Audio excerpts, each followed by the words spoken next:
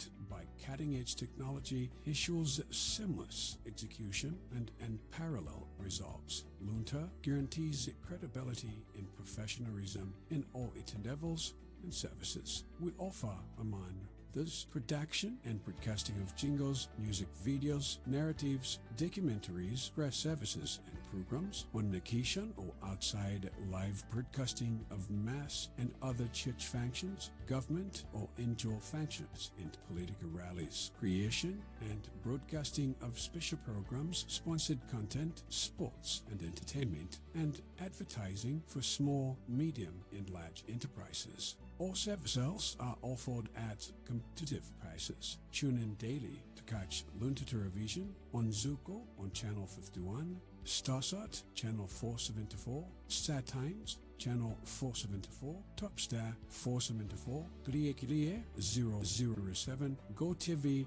on Channel 807, Azam on Channel 386, and live streams on our YouTube and Facebook platforms. You can find us in Area 2 Lilongwe or can reach us on 0883 815 055. Come, let us help you grow your business.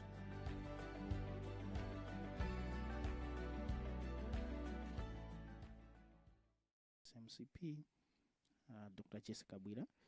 She is expected to walk in the press room shortly, and this press conference will be conducted just a few days or just days to the 16th September 2025 general elections, where Malawians are expected to exercise their right to vote in choosing the ward councillor, the member of parliament, and the president.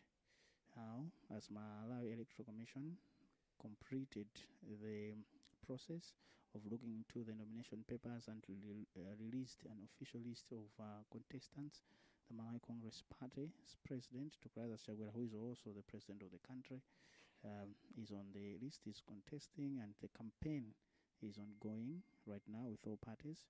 And so this time around, we thought it wise that we should bring to you the press conference live here on Luntha Television. So anytime the Honorable Dr. Jessica Bwira is going to walk in the press room, I see a number of media houses that have gathered here to cover the press conference. And so anytime we'll be giving you the statement that will come from Honorable Dr. Jessica Bwira, as anytime she's going to be walking in the press room. And so tukunena kuti izitu zikuchitika pamene pangotsala masiku ochepa kapena masiku owerengeka kuti Malawi akaponye voti. Ndiye tikuyembekezera kuti pakhale nkhani ndithu zokhudzana ndi chipani chimenechi cha Malawi Congress. Mmene tikuyankhula nacho chimu tikudikirabe kuti afike na Dr. Jessica Bwira. Taona ndithu ali panjapa angokonzekera ziwiri zitatu kuti akabwera akhale akupereka uthenga wawo kwa Malawi zimene titengera. Nditinanena kuti usiku wayamba kuti Dr. Kabwira abwere kudzapereka uthenga kwa Malawi kudzera mu msonkhano wa Lwankhani mama kunoko ku likulu la chipani cha Malawi Congress State Center. Amabwera ndithu kudzapereka uthenga kudzera mu msonkhano wa Lwankhani. Ndi posachedwa apa mmene ndanenera akhale akulowa mchipinda chino. Bwanji musatalikire mungokhala pomwepo pamene akhale akutiyankhula. Timafuna tinene ndithu kuti pakadali pano ndikuwaona Dr. Jessica Bwira amene tsopano akulowa mchipinda chino kuti atiyankhule.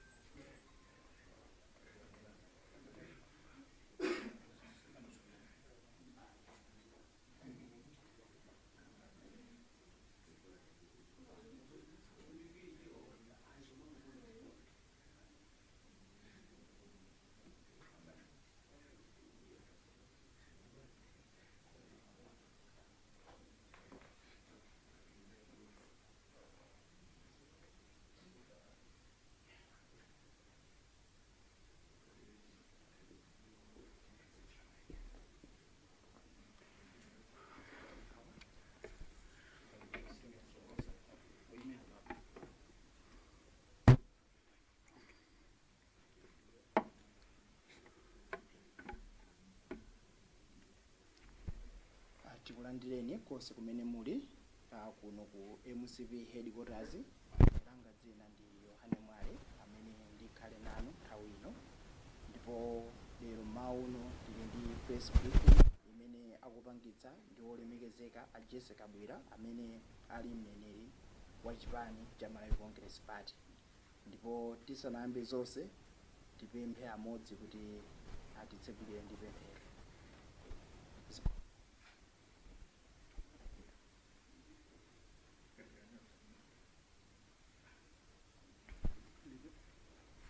Titseke maso tipemphere. Tikuyamikani Yehova chifukwa cha nthawi imene mwatipatsa kuti tikhale malo ano kuti tilankhule ku mtundu wa Malawi. Zikomo Yehova chifukwa ndinu Mulungu wa dongosolo amene nthawi zonse mmatichitira chifundo mu zinthu zosiyanasiyana. Pamene tili malo ano tiyikiza mwambo mdzanja lanu kuti china chonse chimene pano chikhale monga ife chipani cha Malawi Congress Party timakhulupirira kuyika dzina lanu patsogolo tisanayambe zonse. Chifukwa chake tamba ndi kupemphera ndi kuyika zonse m'manja mwanu. Amen. Amene tanenera kuti kuno ndi ku MCP headquarters, ndipo tili ndi msonkhano umene akufuna atilankhule olemekezeka a Jessica Bwira amene ndi mneneri wa chipani, ndipo modzichepetsa ndi apempha kuti afike malo ano kuti atilankhule. Zikomo.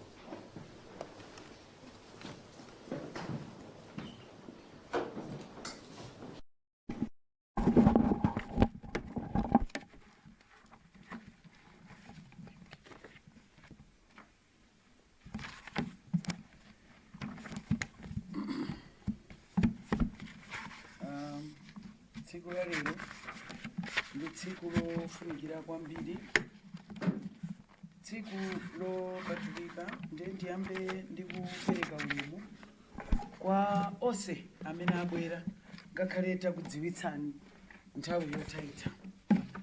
Lerolo ndi tsiku labwino chifukwa Malawi Congress Party takhala tili chete kukambidwa zambiri. Mwina ena samadziwa kuti kodi anthawa chifukwa chani.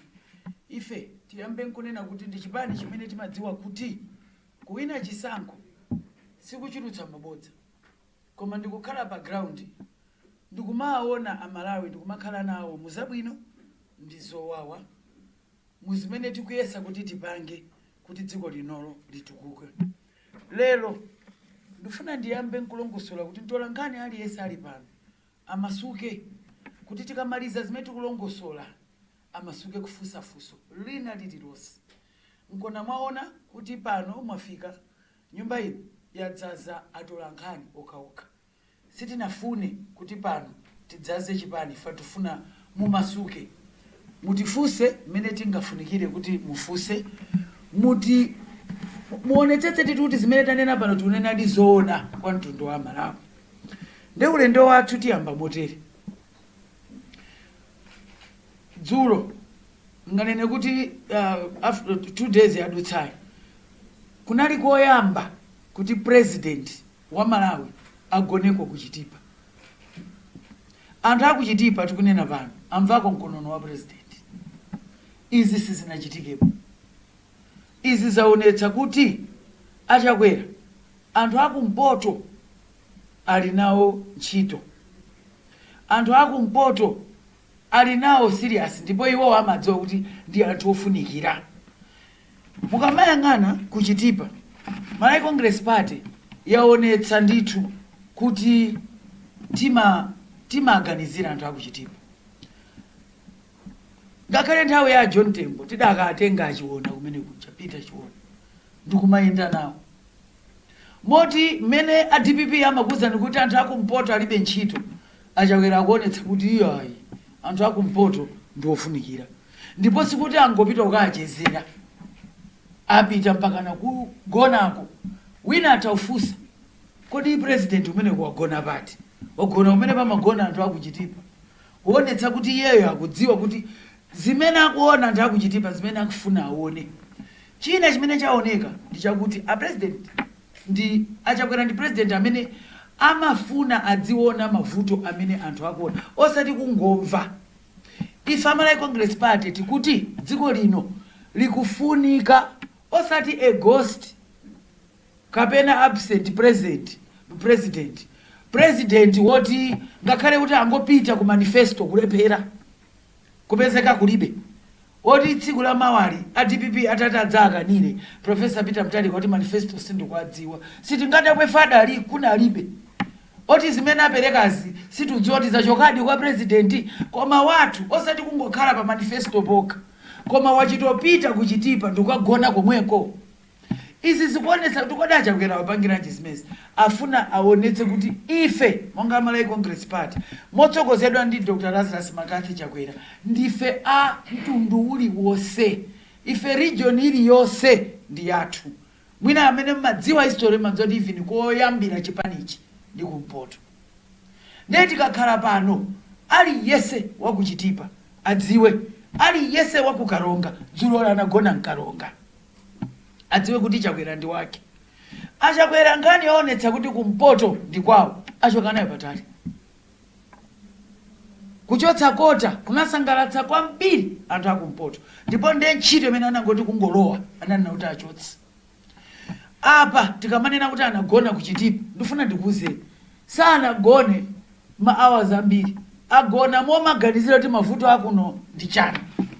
Tukamba lero chipatala choti chinalika community chapangidwa upgrade Mtalire ukakhala tsopano chipatala chenicheni. Wina ataufusa kuti zimene zonso nde mukuti zitithandiza motani. Muone kuti pano chipatala chimenechi chikhala ndi kitchen, chikhala ndi laundry kochapa zinthu zoti adzikonza. Chimenechi meodi yayikidwa tanthauza kuti pano anthu adzithandizidwa ambiri. Tunena pano anthu sankapangidwa admit adziyamba upangidwa admit kuonetsa kuti malo moti adzienda 100 kilometers ankayenda ija pano adzitani. Mukati muone vizimene tapanga ku Mzuzu muona kuti tachipangaso upgrade Mzuzu ija ndikuonetsaso kuti pano ikali ma functions ambiri. Zipatala izi zikamakwezedwa chimachitika nchakuti ngakhale establishment imakwera. Tanena mu manifesto athu kuti tikhala tikuchulutsa job creation. Njira ina ndi imeneyi fakuti ena amene amafuna matikayikira ndipatse nchitsanzo cha chipatala chimene chakonzedwa kaya munena Mzuzu urban kaya munena kunthalire kumene tapanga upgrade. Malo moti chipatala makamaka pa Nthalirepo chinali ndi anthu 20 amagwira ntchito pano akhala 6 seat. Mmenemo ndi mmene chipani cholamulira boma chimachulutsira zintchito. Kuli anthu amene angakambe hayi zimene zinapanga ndi boma boma lake loyendetsedwa ndi Malawi Congress Party. Ndi zimene Malawi Congress Party kunena kuti tibwezeretseni mu bomamo chifukwa tunena pano anthu akuchitipa ali ndi health kapena chipatala chikachikuwathandiza kuposa mmene zinalili mbuyomu.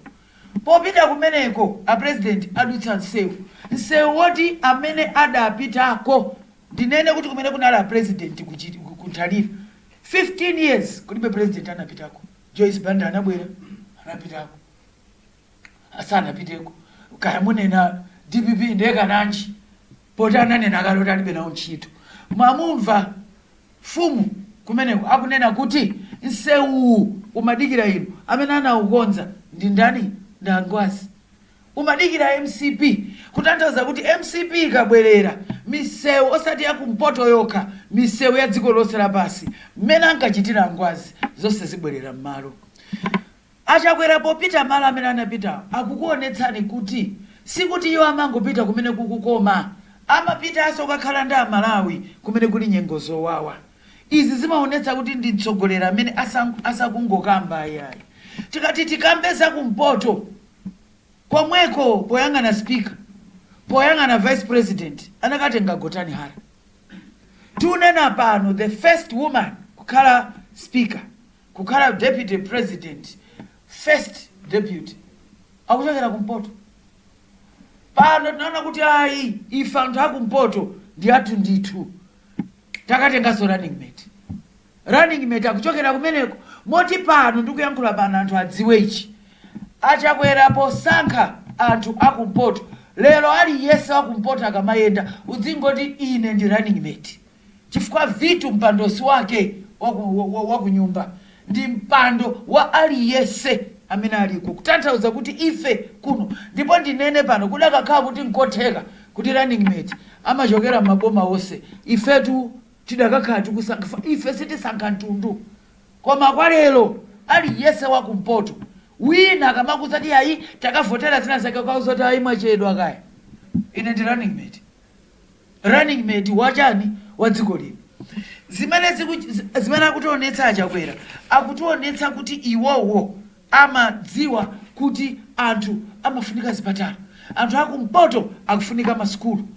Mukati mupite kumzuni mukaona kuti mabuilding amene akakuthamanga pompano tikati kukatsegula tisanavoteso iyayi, kuonetsa kuti achakwera kumpoto ali nako ntchito ndipo akudziwa kuti Malai 2063 idzifikiranso anthu akumpoto. Ndanena za zipatala, tikunena pano pa Mzuzu Urban Health kumeneko even maternity wing yatsegulidwa with 8 delivery suites. Zimenezo kunalibe mbuyo fukwa kumachuluka anthu kufusa kodi mwapanga chani, ndikuti tenti zilina zoona apatu. Lero tikungokamba za kumpoto, tikhala tikukumana pano wiki yonseyi tidzikuonetsani zimene takhala tikupanga. Kumpoto komweko ndi malo amene kunkhani ya maphunziro ndiyambira ndi sekta yanga imene ndikutsogolera ya education ya ku Kachenjede.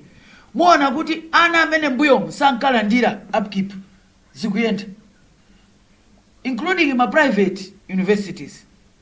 Pompano takhala pasi kumayang'ana anawo amafunika ma library abwino, akufunika ma lecture room abwino, koma makamaka tufuna tichepetse ana amene angapite ku university angumalephera kupita chifukwa cha skulu.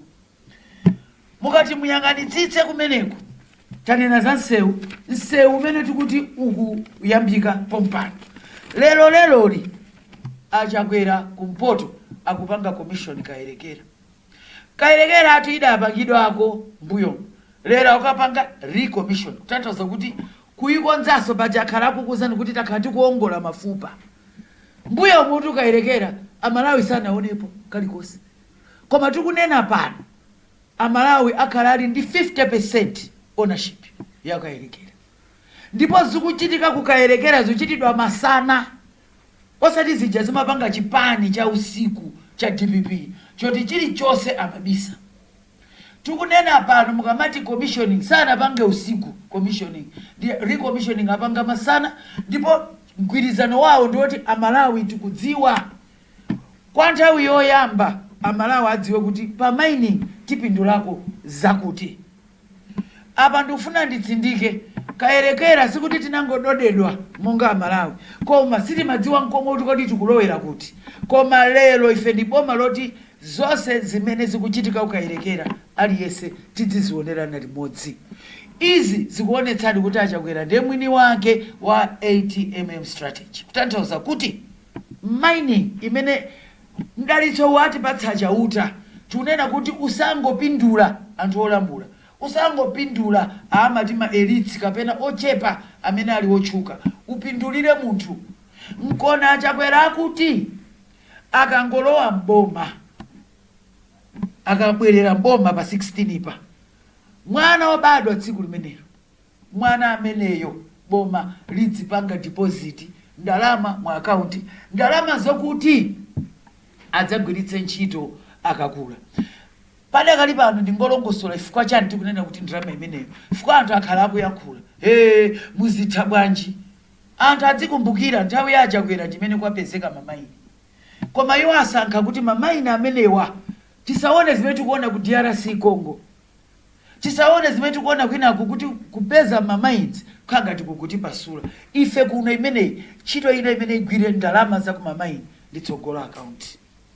Poti ndayiyamba kale kulongosola tsogola account imene ndimene tikunena kuti masukulu aku university ipita patsogolo, aziphunzitsi aoneke kuti ali ndi moyo wabwino. Dzana ali ndi mayendera ma TTCs akumpoto, tauza kuti ali mbentima. In fact oldest TTC ikuchokera kumene koko. tinakafika ndithu mpaka na Parumbi, tinakafika Karonga. Nkhani yake kwalimbitsa mtima kuti mmene tikuti pa 16 aziphunzitsi ana skulu, ndipo ma skulu awo kachenjede akhala kuti alowa imene mati digitization kapena makina imene igwire ntchito limodzi ndi 8mm strategy kuti mining ndi tourism ndi manufacturing zonse ndi agriculture yathu ziyende limodzi. Ndikunena pano pasi pa ulamuliro wa Chakwera, maskuluwa akuthandiza ulimi wakuweta nkhuku ukumapangidwa ndi ana skulu. Ana aja tikuti akatenge maloni anifi. Desimene manifesto ikukamba. Mwamva Malai Congress Party ikunena kuti kukhala 10-10 challenge. Kutanthauza kuti anthu 10,000 apatsidwe 10 million. Amenewo tikuti achokera ku Nthalire, achokera ku Karonga, achokera ku Mzimba, achokera ku Mzuzu, achokera north yonse nawo adziona poloza kuti tidakavota. Sikuti tinangogwiritsidwa ntchito nkusidwa. Pamene ena kumpoto amaganiza kuti ndiye malo okapha anthu 21 kukaphedwa kumeneko. Kuchoka paja ndikuitukwana yonse Mpoto kuti kuliba angalamulire kumene kuja. Malai Congress Party kuti Mpoto nda Malawi. Mpoto inayo ione 10-10 challenge. Itikamati dzikwaya ana a skulu adziyambiratu entrepreneurship, ayambe ma business, azimayi apange ma business, adzita kuzisamala nawonso akhala kuchokera kumeneko. Uyu ndi president amene sangoyankhula koma kukhala pasi timati munthu amene ali m'bale wako amabwera kudzagonako ku nyumba kwako, kudzadyako sima ku nyumba kwako. A president apanga zimenezo. Dzuloli anagona kuti kukaronga.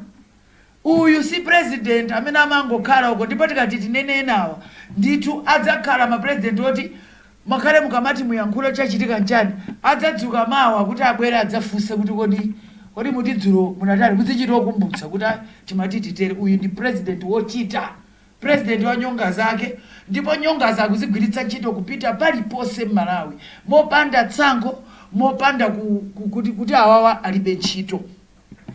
Zachitika kumpoto ndi nkhani imene ifeyo tikuti tikakhala tikunena kuti ndi nkhani yoonetsa kuti Malai Congress Party ndiyokonzeka kuti ilamulire dziko lino.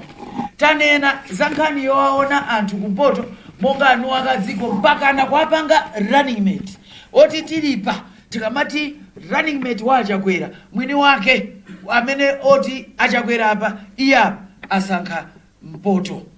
Ndimafuna kuti mumvetsetse kuti tunena pano kumpoto kukumangidwa nyumba za apolisi, nyumba za MDF, nyumba za immigration ndi ma prison houses. Mukapita ku Mzuzu University mukapeza ma library.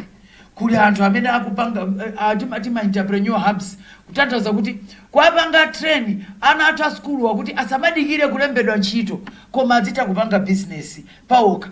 Awa ndi amene ndikunena kuti tapanga link pamodzi ndi chani ndi 10-10 challenge imene ikubwerayo kuti nawo akhale mamilionea. Sikuti dziti udzapanga business ukamaliza skulu ayika tikuti tsogolola anthu awa ndi panopo ayambe panopo nkona nifi tikuti ichoka kukakhala banki kuti dzithandiza anthu akumpoto panopo pamene president ali kumeneko. Dziwani kuti ndi wanu president ameneyo andi inuyo malipira misonkho. Chino ndi chipani chimene chimakulemekezani monga kwawo kumene kunayambira chipani. Mukati muone tikumanga ma classroom blocks kaya ndi ku primary school, kaya mupita ku secondary, kaya mupita ku ma university.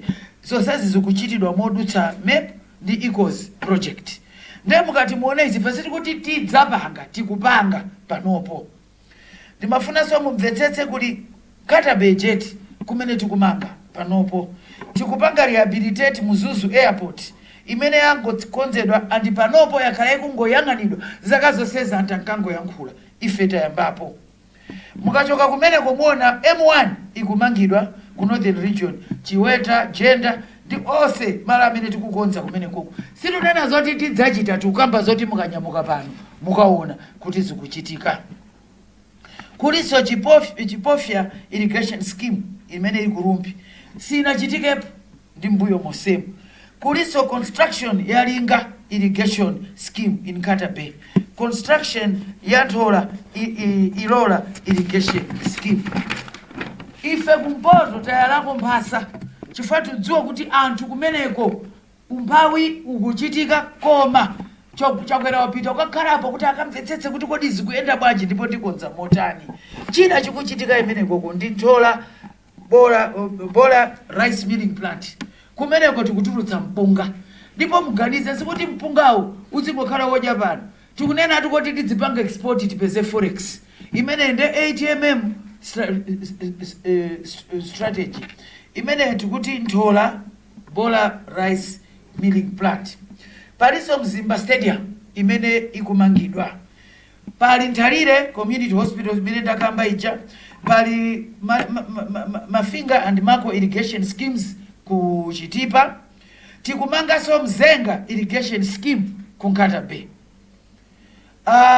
Tikupanga magetsi, kupanga electrify many areas mu region ya Marepo. Tifukwa tikudziwa kuti chilichonse tingapange chikufunikira magetsi.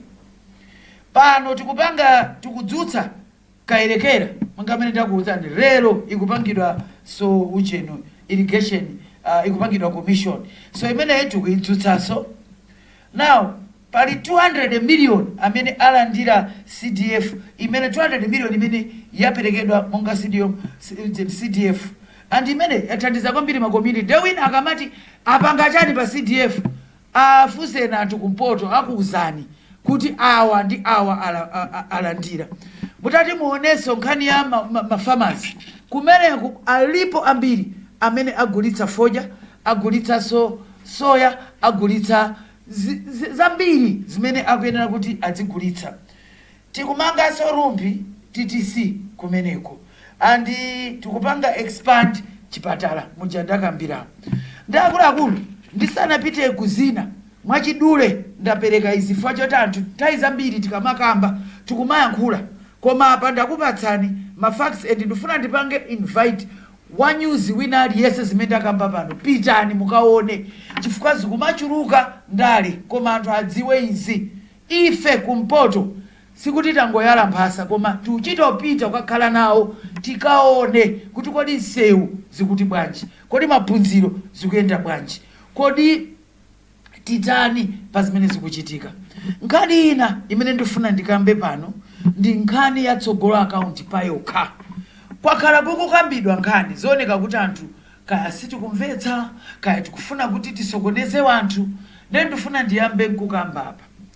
Achakwera pa zaka zimene alamulira zaka izizi 5 kuphatikiza ndi zimene analowa anthu parliament 6 aona kuti nkhani yakula pa Malawi ndi umphawi.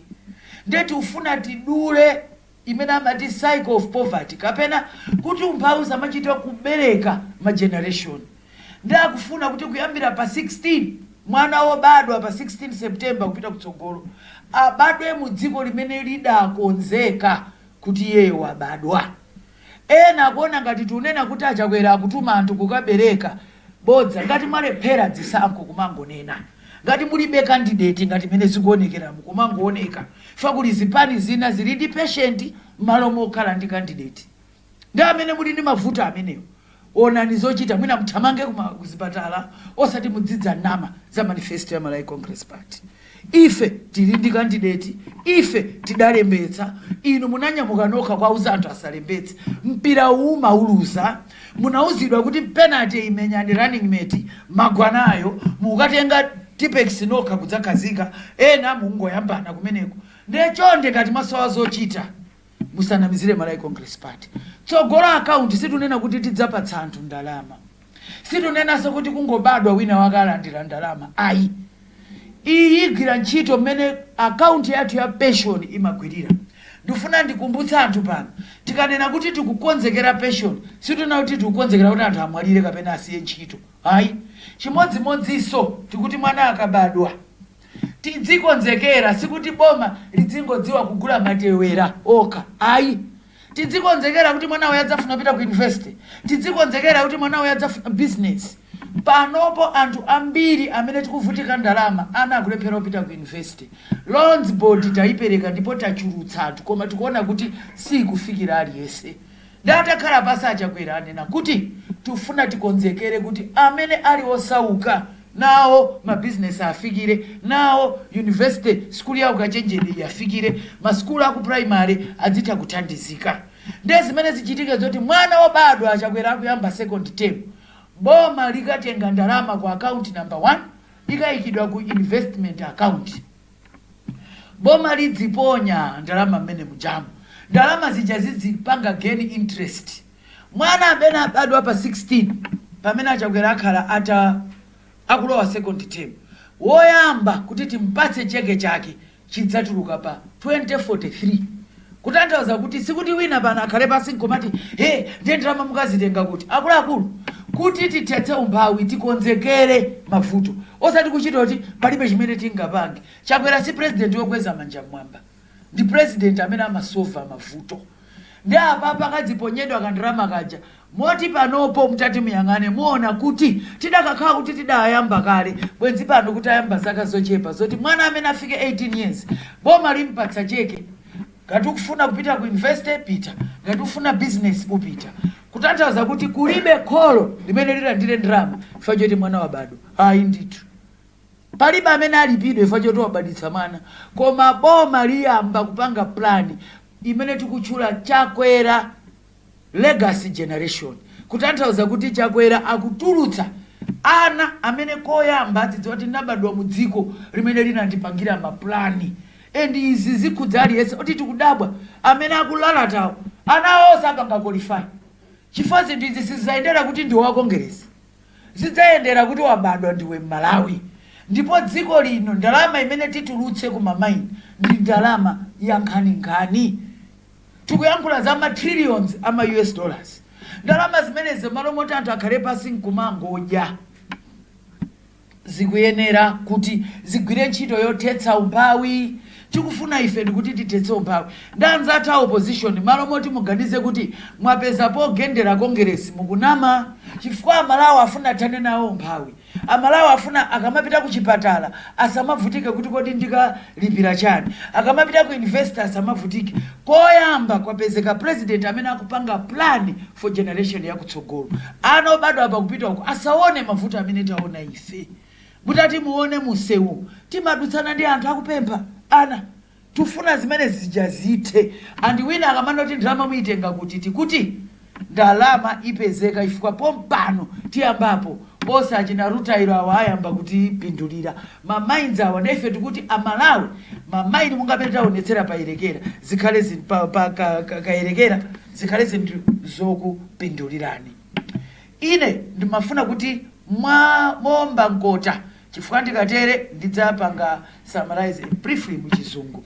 Nkhani imene ndinakuita nani pano ndiyoti mumvetse kuti Malawi Congress Party president wakaya president woyamba kukagona mchitipa, president woyamba kuonetsa kuti iyeyo pamene akuyala pasi akuchitipa iye nkugona osadzimvana mkononoka yakuti mavuto adzayapeza limodzi. Iyi ndi nkhani yayikulu kwambiri chifukwa sizinachitikepo chilowereni democracy. Wapitanso kukayamba kujenisewu kukaona kuti sewu wanthalire wakonzeka wachitipa nthalire. Andi achitonena mafumu mene kuti zimadikira inuyo a Congress kuti zimezi zipitirire. Ena awa kumene kwanalibe nako ntchito ndipo sanapondeko. Lero ndakuita ni press conference kuti mumvetsetse kuti kuchipani cha Malawi Congress Party munthu wakumpoto ndi member wa chipani wodzaza bwino amene amapanga qualify kukhala vice president, amene amapanga qualify kukhala running mate, amene amapanga qualify kukhala MP. Mutangoti muone zinduna zili kumpoto mudziwa kuti mpoto ngati wina wake wa kumpoto angavotere madzeradzera akufuna mipandoyi ndi wolodzedwa. Chifukwa zonse zimene ukuona iweyo lero ukuona ndi kuti Malawi Congress Party ili ndi ntchito nawe. Enawo amachita okuzani kuti ukakhala mpando sudza munyantha sana sankhe achokera kwawo. Chinthu chamachitenga kuti nchakubanja chakwawo pamene ife Malawi Congress Party tikuti ndi ya dziko ndi ya fuko. And sitingoitana anthu kuti bona tipange mgwirizano woti koma wathu yakani mgwirizano woti mpange wongonamizana okhala utiwo. Malawi Congress Party tikamati running mate mudzaona kuti tinatenga apa even amsoya tinatenga kuchokera kuti kumpoto komweko. nde wina pano asakunamizeni chipani choti mukavote kutha kwa mene tizipita kokavota ndi Malawi Congress Party Dr. Lazarus Makathi Chakwera. Pakatipa panadzatuluka soka chichewa kuchokera kwa Dr. Michael Usi. Ana kamba zingapo ndithu. Koma Malawi Congress Party funa yankhe motere. Bazonse zimene akhala akukamba. Ife ndinene pano tinasankha Dr. Michael Usi kuti akhale vice president. Titaonekera ngozi ende chifukwa cha ulemu umene timapereka kwa amene anatisiya vice president wathu wakale late Saulos Klaus Chilima. Iwaja anapatsidwa mpando umene uja molemekeza munthu amene adasankhidwa nda Chilima. Qualification yathu ndiyo mweyo inalionetsanso kuti Achakwera amatsata rule of law, kuti ndikagwirizana ndi munthu ngakhale akachoka ndi mapanga zimene akufuna. Koma khalidwe akutionetsa apa akuonetsa kuti tidakati kuti tinafusa anthu aku UTM sitikuona ngati adakatipatsa dzina limene lijalo. Mota apa akutipatsa kuti ife tikhale ngati kuti kodi tidala kuitsa kulemekeza zimene amafuna a SKC. Ife timapereka ulemu ku UTM.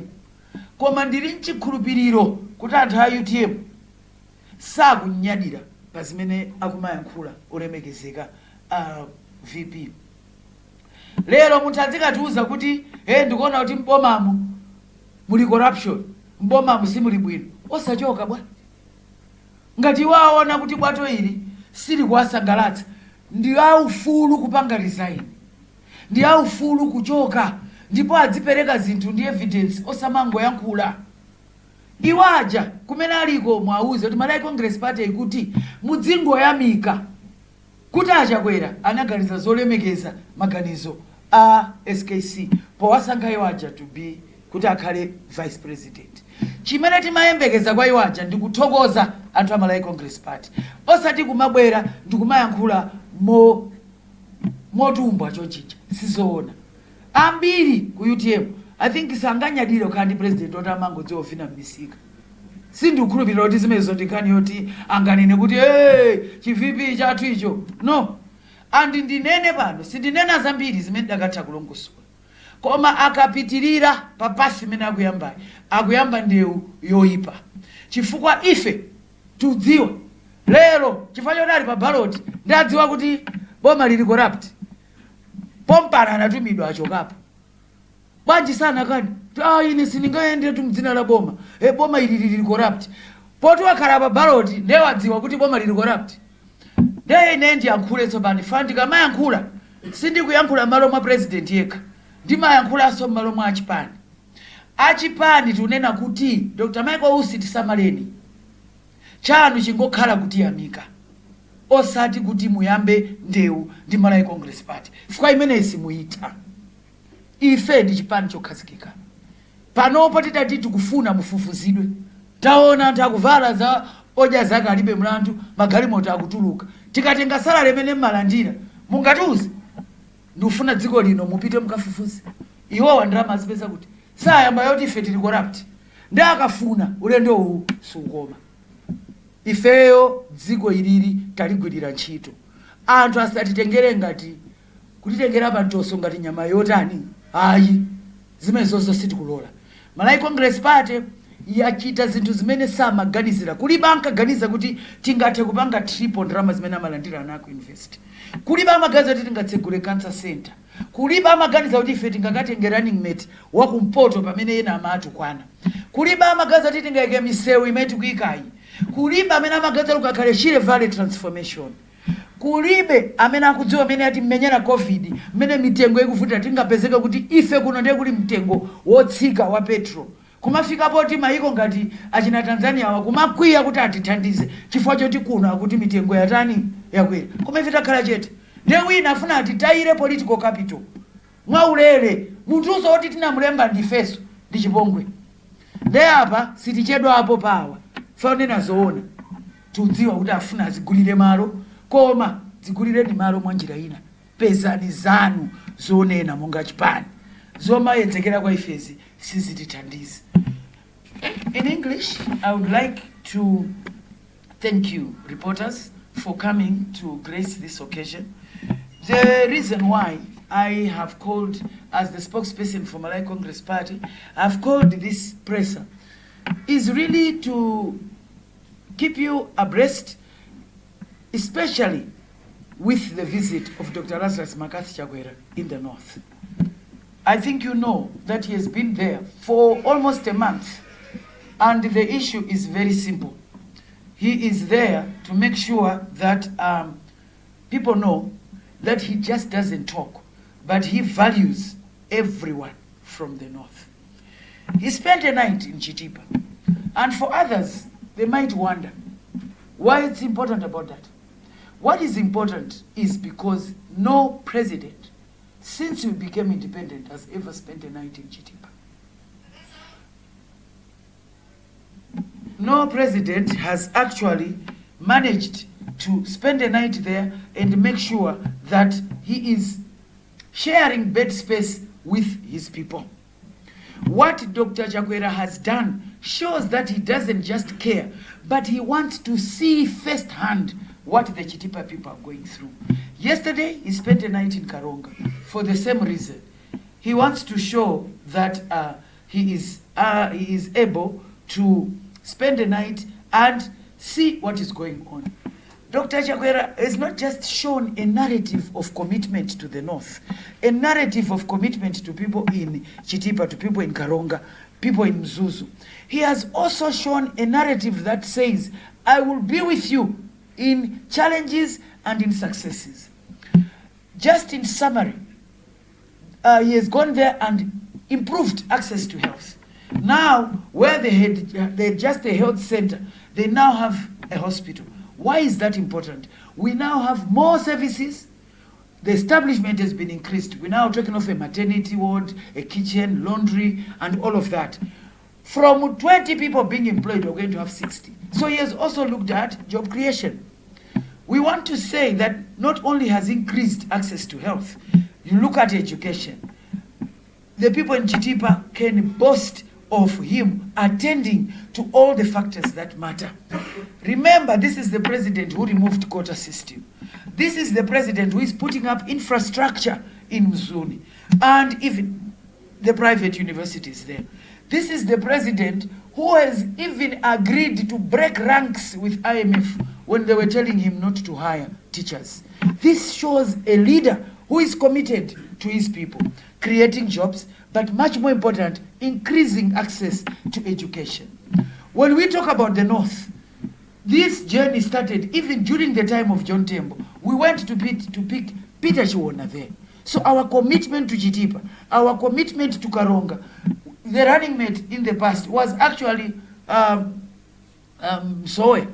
Now Msoya is from Karonga. Now you can see, this time around we have said we are looking for a running mate. We've gone back to the North and picked Honorable Engineer Vitumbiko Mumba. When we see Dr. Lazarus Makathi Chakwera's visit in the North, read it as a commitment of Malay Congress Party to the people of the North. And every Northerner, if you greet them today, know you are meeting a running mate. Because Honorable Vitumbiko Mumba is not holding that seat in personal capacity. He's holding it as a representative of the North. So whether you are from Zuzu, or you are from Chitipa, Karonga, name it, Nkatabe, you are the running mate of Malay Congress Party. That is why in this press conference, I am saying, unless you have been bewitched, or there is something wrong with you, anyone from the North cannot vote for any party, for anyone other than Dr. Lazarus Makathi Chakwera. He has actually sat down and shared meals with people from the North, slept there, talked to them, and seen and made sure he's seeing firsthand the challenges that they are going through. I've actually chronicled all the developments that are happening there. And in summary, I'm not going to go through all of them. I'm just going to say people must be very clear that we are actually building defense houses, that is the police, MDF, immigration, prison houses that are being constructed. Mzuzu University Library and the entrepreneurship hubs at Mzuzu University. We are constructing classroom blocks in all primary schools and including secondary schools under the MAP and ECOS project. Construction of the Katabe jetty. We have rehabilitation of Mzuzu Airport, which has been dilapidated and was stalling before. We have construction of the M1 road in the northern region, Chiweta, Gender, and other spots under construction since they are, they're on sustainable roads. And we're making sure that they're on sustainable roads. We're also constructing the Jipofia irrigation scheme in Rumpi, and it's the first ever. And it's magnificent, and it's something that stands out in the district. There's construction of Linga irrigation scheme in Katabe. There's construction of Ntola Ilola irrigation scheme. There's also the Mzimba Stadium that is being constructed. And we've got Ntarire Community Hospital in Chitipa. Construction of Mafinga and Mago irrigation schemes in Chitipa. Construction of Mzenga irrigation scheme in Katabe. I will go through the whole list because sometimes when our opposition runs out of what to talk about, they like running to development partners and saying we are doing nothing. So I want you to have clear ears on what we are doing. There is also electrification of most areas in the northern region under MAREP, and we've revived the Kairekera uranium plant. A 200 million CDF has been dispersed in communities in the north. There's construction of Rumpi, TTC, expansion of Mzuzu, Urban Community Hospital, amongst others. Just as I'm talking, Kairekera is being commissioned, and for the first recommissioned. And for the first time, people know how much percentage they will have in Kairekera. When in the past, Malawians were just guests and they were just watching. Kairekera did not profit Malawians under the DPP dispensation. But for now, under the Dr. Lazarus Makati Chagwera, not only are they profiting, they are partners. They know what is going on, and everything is being done in a transparent and accountable manner. The other reason why I was calling for this presser is just to underline that for the North, they must understand that Malay Congress Party is their party. After all, it started from there. And we are committing that through this manifesto, we shall continue to develop the North. We shall continue to treat the North as equal partners of the party who are not apologetic or told to or infantilized in any manner or treated as if they don't exist. We are saying you matter, and we cannot develop this country without you, and we are developing this country for you to have an equal share of whatever is going on. The other reason why I was calling this presser was just to make sure that we are all clear that Malay Congress Party is firmly on the driving seat when it comes to this campaign. As we are on day, I think if I'm not wrong, it's 37, right? Or is it 36? I think it's either 37, 35. Yeah, 35 days to go. Oh, time is really flying. I did say for Malay Congress Party, we are sure of winning, and we need to buy a clock that can make it quickly. So I see that the clock is really working. Yeah, 35 days to go. I think we are now in dancing time, especially when you are dealing with an opposition that does not even have a candidate. I think that's very good. 35 days to go. What we are saying is this election is ours to lose, because frankly, we don't have an opposition. But all we need to do is make up on the 16th. Let's all wake up. So I'm saying to the people in the North, 16th September, make no mistake, 6 o'clock, make sure you are all dressed, ready, go and vote for Tambala Waguda, go and vote for your partner in the North, go and vote for a president who can sleep in Chitipa, go and vote for a president who can spend the night in Karonga, go and vote for a president who removed quota, go and vote for a president who has made you the running mate and has trusted you to say, in his absence, it's you who will be running this country. Make sure you don't miss this opportunity. Let's all go out, right from Gender up to Chitipa. Everybody must come out, go out and vote. The other issue that I've handled in this press conference is actually the issue of, I think I've also talked about the Kairekera, I've covered that. I've talked about the Ntalire Road, I've also talked about that. I now want to turn my attention briefly to the Vice President, Dr. Michael Usi. And our words to what he has been saying is, we have kept quiet because frankly, him being made VP was because of the tragedy that befell us. And Dr. Lazarus McCarthy Chakwera wanted to honor late SKC by putting in position the person whom he had trusted. It was because Dr. Lazarus McCarthy Chakwera respects the rule of law and respects agreements that he makes with his political partners. We want to call on the VP not to abuse that opportunity that he got, because frankly, he wasn't going to be vice president if it wasn't for that tragedy. So instead of him just showing his gratitude for Malay Congress Party respecting the agreement that it had made, I think it is not in his place to be speaking the way he's speaking. Since he's saying government is corrupt, I want to say he is at liberty to resign.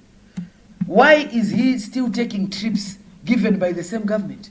He has just returned from a trip and then he comes back to bite the very hand that is feeding him. He must understand, when we talk about Malay Congress Party, we're not just talking about Dr. Lazarus McCarthy Chakwera. Dr. Lazarus McCarthy Chakwera gets his powers from the people of Malay Congress Party. And the people of Malay Congress Party are saying respectfully, please keep your lane. Just because you are on the ballot, you can't discover that the government you are in is corrupt. And if you believe that it's a problem, please resign. And we want to give him 24 hours is enough. He can resign, the sun will still shine. Malay Congress Party will still win this election. We know that he's under pressure to grow a base. After all, I don't even know how many MPs he's fielding. If you look at how the MPs have been fielded, some of the parties, honestly, they're dead in the tracks because they couldn't even field a full house. How do you think you win an election? So now, because there are parties that don't even know what to do, grasping at straws, he must not abuse the political capital that he has been given by Malay Congress Party. We have no problems with him standing, but can he build his political capital on his own? Malay Congress Party supporters are not amused by the way he is speaking, and we are saying, if you don't like being in government, get out.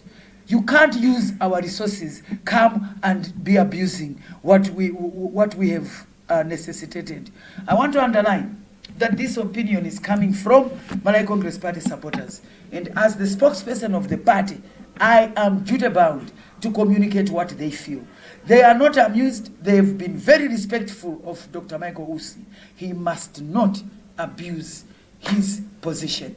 Let him campaign fairly, but he must not abuse his office. If he has problems with this government, he is free to resign, and we would be glad to receive his resignation. As for us, we've come here to tell you that for the North, please look at Dr. Lazarus McCarthy Chakwera as your partner, as your only hope, as your servant leader, the one who has come to make sure that you have good education system, we have quality education system from primary up to higher.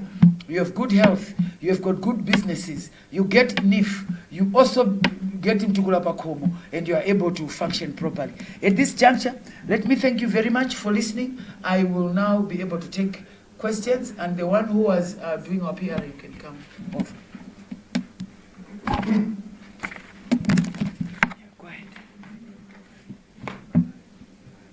Monga mukudziwa kuti chipani cha Malay Congress Party chimakhulupirira kwambiri kulemekeza ngodya za ufulu wa atolankhani.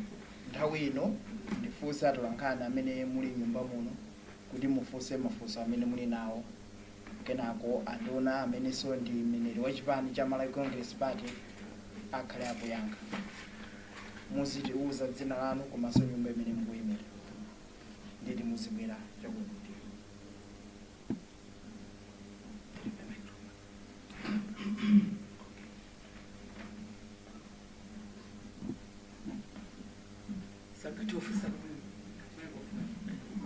It's okay, go ahead. Okay. Zumu kwambiri ine ndi Patrick Kachere kuchokera ku Luntha FM. Olemekezeka makambapo mfundo zosiyana ndipo imene ndayigwira bwino ndi okhuzana ndi nkhani ya ndalama za ana amene azalandira akazakwanitsa zaka 18. Potengera mwina ndi imene chuma cha dziko lino chikuyendera, amalawi akufuna atamvetsetsa kuti zimene zidzatheka bwanji, sizabweretsa pressure kwa anthu amene mwina ndi wovutika kale pa nkhani ya zachuma, komanso funso lina likhudzana ndi kupita kwa mtsogoleri wa dziko lino chigawo cha kumpoto. Mwina nchifukwa chani apita this time around than mwina mbuyo monsemu, pozindikira zoti kumana zoti amakonda wina aliyense mmene mwafotokozeramo. Zikomo kwambiri.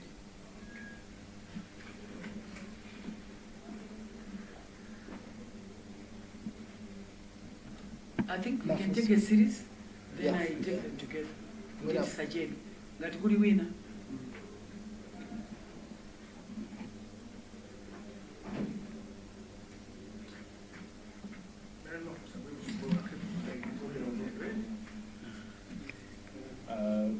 Zinanga ndi Robert Chandira kuchokera ku Luntha Synod Radio. Mafaya tango mvetsetsa zosiyeza kuti ngati chipani ndinokhudzika kwambiri ndi mmene wachiwiri kwa mtsogoleri wa dziko lino mwina akuchitira misonkhano kumanena kuti mwina boma likupanga zakatangale. Mwina ngati chipani mukuona kuti ndizotheka kukhala ndi nthawi mwina kwayitanitsa kuti mukhoza kukambirana kuti mwina mavuto enawo ndikwatha kudzera muzokambirana. Zikomo kwambiri.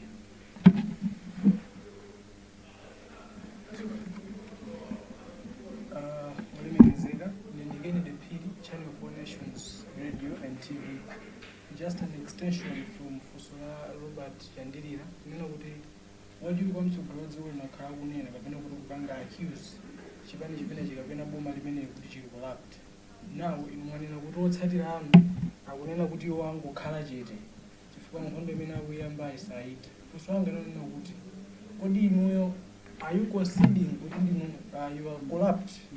Them walls of that Kalajete. Kapena mkuopa bwera koyera kuzipanga defend kuti simuli collapsed.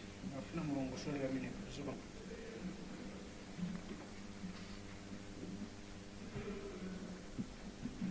Ena songa ndi alipo ndi mwina ankatengeratu. Mwina panopo ndikayankha ndidzakutenga second round. Ndikuyamikeni kwambiri amene mwafunsa muchandanenera poyamba. Tinachita dala kuti lero pasadzaze anthu chifukwa tifuna mmasuke mufunse ndithu muyankhidwe maufulu eti. Ndiyambire ndi nkhani ya tsogola account. Ndinene kuti chimene tayikira account nkuthandiza osaukawo. So kunena kuti tipereka pressure kwa osauka tikuti ndi ndalama zimene zimapangidwa budget chimodzimodzi zimene timapangira pension. Tikamachotsa kukayika kwinako zimezo zimapatsa pressure bwanji kwa munthu osauka. In fact zikuthandiza osaukayo chifukwa ndalama ikuchoka ku account number 1 kupita ku investment account. Ndipo tikuti ndalama izi zikhala linked imene tikutchula sovereign account. A president adatchula kale zoti titsegula sovereign account. Ndipo ife tathokoza kuti zipani zonse zapanga adopt. Zipani zonse zaukulu zakopera pamene a president anayinena yima manifesto asanatuluke ayenawa. Ndipo tatikopera ndi bwino chifukwa ife ndi mother party.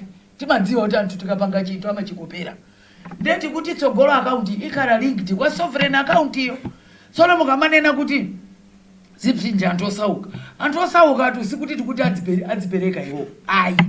Ndalama idzichoka andife kubomapo kuyena kubwera ndalama zokwanira. Chifukwa cha mining, chifukwa cha manufacturing value addition tikupangayi, chifukwa cha tourism ndi zimene tikunena kuti ndalama zimenezozo zipite kukathandiza ana obadwa. Amene angakwiye kapena kusamvetsa izi ndi munthu amene akusankha chipwirikiti. Koma ife tikuti boma lipange plan for anthu osauka. Kuti osaukawo asiye umphawi, asiye kuvutika mmene akuvutikira. Chifukwa mmene taonera chikuvuta palibe system. Mayiko ambiri tayipanga adopt uje ndi concept imeneyi. So kwa amene mina tikufunika kuti titere mina sitikuyimvetsetsa bwino. Ndinene kuti makopezi a manifesto yathu alipo apo. Umu tikulongosola bwino kuti kodi tsogolo account idzienda bwanji koma mwachidule sipsinja anthu osauka. Ndinganene kuti iwombola anthu osauka. Sikuti ikuapsinja ikuyena kuti iawombole. Ndipo mmene igwirire ntchito ife pakati pa Friday ndi next week kubwera mukhala mukuona imene tikuti ndondomeko imene amati implementation plan tapanga kale In fact last week pamene timakumana ndi mabungwe amene amafuna timveza manifesto tinali titatsala about 3/4 kumaliza, pano tachimaliza. Amene ali ndi kukayika implementation plan ilipo, ubwino wake tidzapanga implement ndife. Ndinene pano akuluakulu mmene tili ndi registrar wa political parties zikutanthauza kuti chipani chimene chiwine pa 16 document ikhala government document, chifukwa Malawi akhala kuti akuvoterani pachani pa manifesto awa, and dziko lonse aliyese akamayendetsa akuyenera kumatsata ziti, chifukwa kulephera kupanga izi ndekuti takhumudwitsa zinthu zimene iwo anavotera. Nde ife palibe chimene tayika umu chimene chingatikanike. Ndanena paja kuti tikulowa ndani adakavomera kuti tingapange multiply by 3 times ndalama za olandira ana ku invest, palibe adakavomera. Amene adakanena kuti titsegula kansa Santander, ankanena kuti tika misewu mukuona ndani. Nde ife tinatulutsa zonsezo pakati pa COVID, pakati pa global prices zikukwera, koma mmene mumatuluka misewu imene mukuona imene mwayenda kuti mufike pano.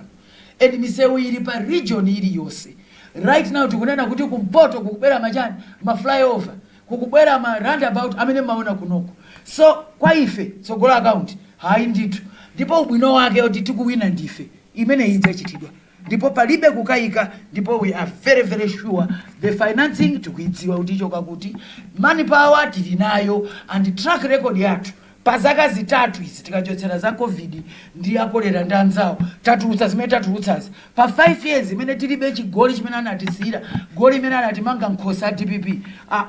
Tiyenda bwinobwino chifanga ma blackout tikauti tathana nawo, zina ndi zina zimene zotijera ndalama, ngongole zimene adasiya anzathu amene amalephera kuyendetsa bomawo zikhala zitapita.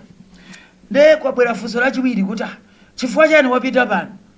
Tinene chilungamo chakwera wakhala kupita kumpoto. I think anthu ngati tufuna we can even produce you pictures. A president amapita palipose, ndipo ngakhale mtati mupite anthu amapita, even amakumana ndi anthu osiyana mutati mupite mukaona kuti anthu ku state lodge kuja anthu amabwera osiyana achakwera kumpoto ndi kwawo, pampano anali ku south, pompano muvota anali ku east. Ndi president wa dziko lonse, si president woti nchifukwa choti achimwene auje. Hayi, uyu ndi president amene amadziwa kuti aku eastern ndi yanga, aku south ndi yanga. Ife mkamtati munene kuti tinachokera kuti kose tili ndi maziko, ndiye kuti tinene kuti wapita pano. Hayi akuluakulu tizinena zoona, wakhala akupitako kumpoto kwambiriso, ndipo pazifuka zosiyana, koma makamaka chifukwa chokakhala ndi Amalawi akumpoto ndikumaona kuti kodi zinthu zikuyenda bwanji. Pafusidwa kuti kodi simungangokhala basi kukambirana ndi vice president.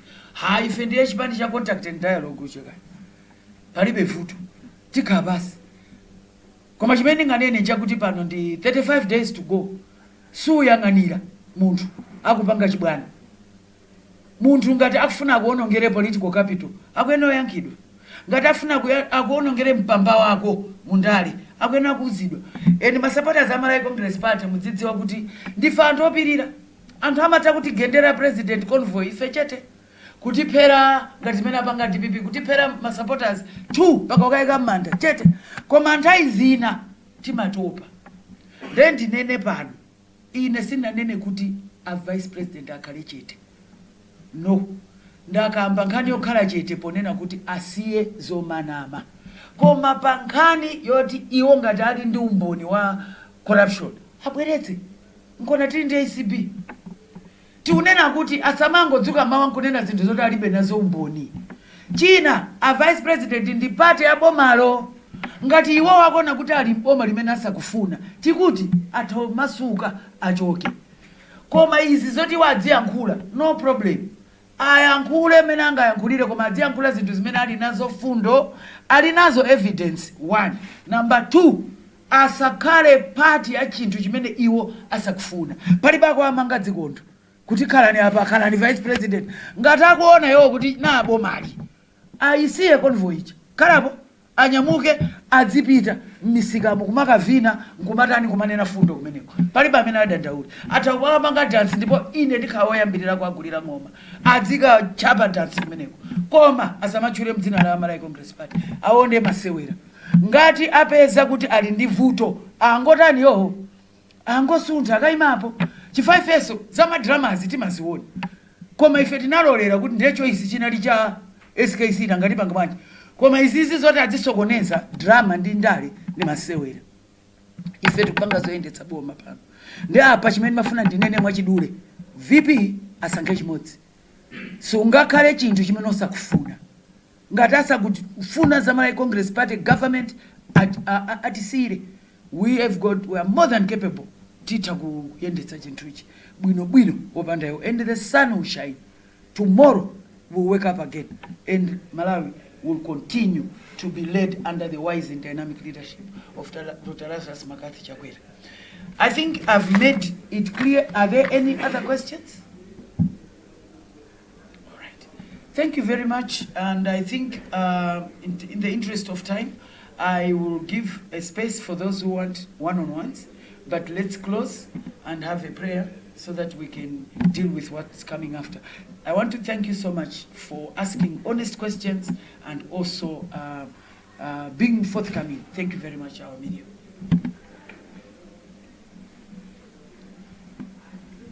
Yeah, tikateri ndeti tamaliza zonse zimene tinakuwuzirani kuno ku MCP headquarters ndipo mwava amene ndi APS wamkulu wa chipani cha MCP Honorable Jesse Kabwira. Tikatere ndiye kuti tamaliza zonse zimene tinakuwuzirani kuno ku MCP headquarters ku City Center. Siko tipemphe tikuyamikani Yehova chifukwa chikondi chimene mmatichitira ife ana anu tsiku ndi tsiku nthawi ino ya mawa tinasonkhana kuti timve zimene APS pa mapeto pa msonkhano wa tolankhani umene unalipo kuno ku likulu la chipani cha Malawi Congress cha MCP amene amalankhula ndi ya Dr. Jesse Kabwira amene ndi mneneri wa chipani cha Malawi Congress Party ndiye mene tinafotokozera muja kuti tikupatsani tsatanetsatane ndi mmene zayendera ndi mwayi umene Luntha television yapereka kwa chipani chilichonse kuti chikakhala chinizochitika tikhoza kumapita ndi kukakupatsani Amalawi live. Lero inali Malawi Congress Party kulikulu lake ku Lilongwe. Tikubwezeretseni ku nyumba yathu yowulutsira mawu ku Bishop Neve Media Center ku area 2 mumzinda wa Lilongwe. Munali ndine Robert Edward ndipo amene amatijambula anali Hobson Kambeta pamene pamakina ku Luntha television broadcasting house area 2 kunali Scott Mwase. Tathokoza malo mwa mkulu wa konza ma programu ku Luntha television mwakoma nonse.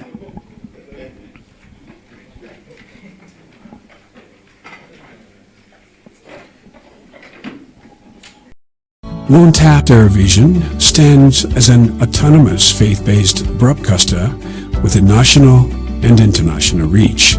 Experience the difference with Luntha Television, where innovation meets experience. Authenticated team, backed by cutting-edge technology, ensures seamless execution and